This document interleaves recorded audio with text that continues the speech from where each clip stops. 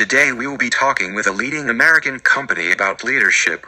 This case study in leadership revolves around Brako, and it makes for interesting conversation as we explore 3 shifts with 3 supervisors.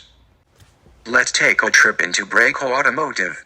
We're gonna kick the tires on this company and provide some background that will give a better look at who Brako is and how they operate. First off, they are a small automotive manufacturing company that produces 3 million in parts for global distribution.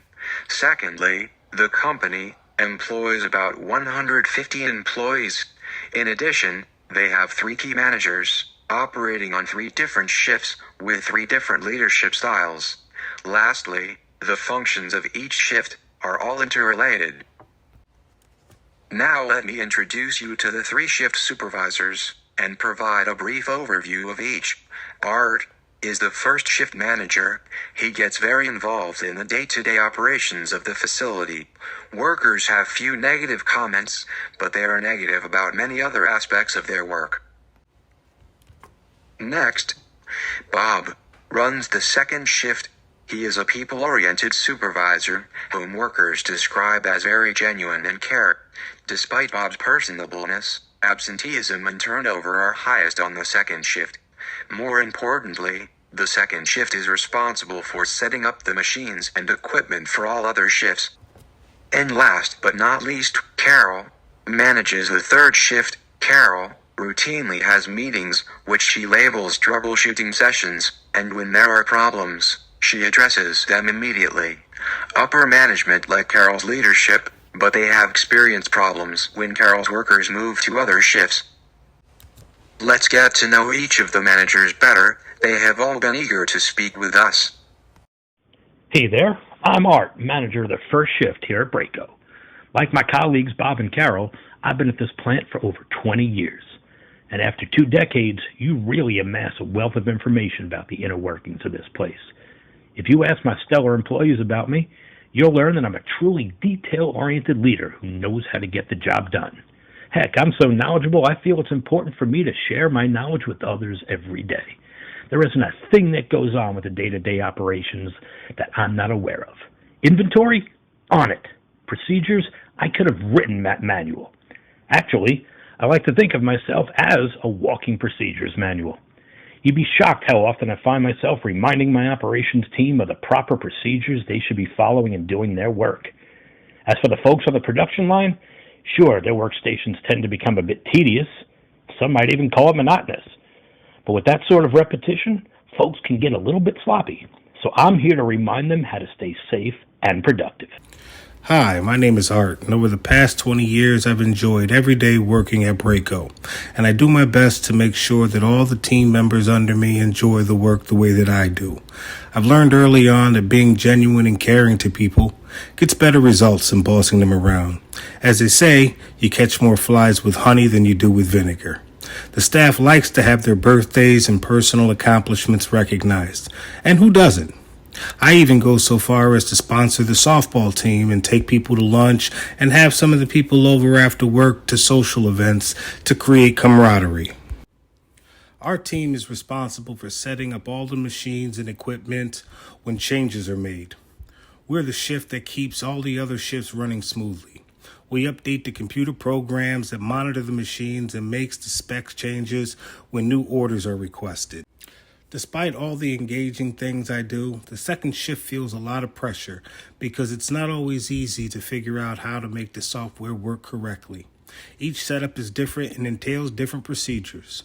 Occasionally our shift gets a little bit of flack because of the software has some glitches. It's extremely problematic when the software is off the mark, but when we have problems, we rectify them immediately. Hi, my name is Carol, and I supervise the third shift here at Brako. I lead my shift by getting to know each worker, their needs, and where they need help. I hold routine meetings and give troubleshooting sessions to identify the problems and how to fix them. I lead by example and show the workers what needs to be done, instead of just telling them. I make sure all of the workers understand the company goals and rewards that are available with their hard work. Now that we have heard from everyone, let's take an assembly break. Despite the good leadership approaches by the managers, there appears to remain some obstacles. So here are a few recommended upgrades. Solid commitment from senior and middle management to listen and respond to shift concerns. Managerial cross-collaboration with support departments like HR and IT. A complete commitment to transparency. Increased shift involvement in decision-making process for better outcomes. The recommendations are a great start to repairing the issues. The next step is to ensure regular scheduled maintenance. We will need to continue shift cross-training and identification of shift leaders to voice team concerns. Collaborative shift meetings with management. Lastly, clear communications between shift leads and managers. In our final analysis of Brako's top-notch facility and operations, we have identified a few leadership approaches that will benefit the organizational leadership moving forward. Our three consultants, Devlin, Michael and Javon, will provide their thoughts. Servant leadership can be described as an empathetic way of leading. Also contradictory in its name, servant leaders lead through serving others. Carol used this perspective in her practice at Brako. One worker described Carol as a mixture of parent, coach, and manufacturing expert. Servant leaders put followers first, empower them, and help them develop to their fullest. Brako is missing motivation and empathetic leadership. A servant leader can help the motivation level at Brako by understanding the workers' problems and needs and working to serve the workers so they can better serve the company. On top of leadership style, Brako is missing cross-shift communication and synchronicity. All shifts should be repeating the company goals, and the upper management should hold other managers accountable for their shifts and their leadership styles. Overall, Brako can definitely improve with more motivation and clear communication between shifts.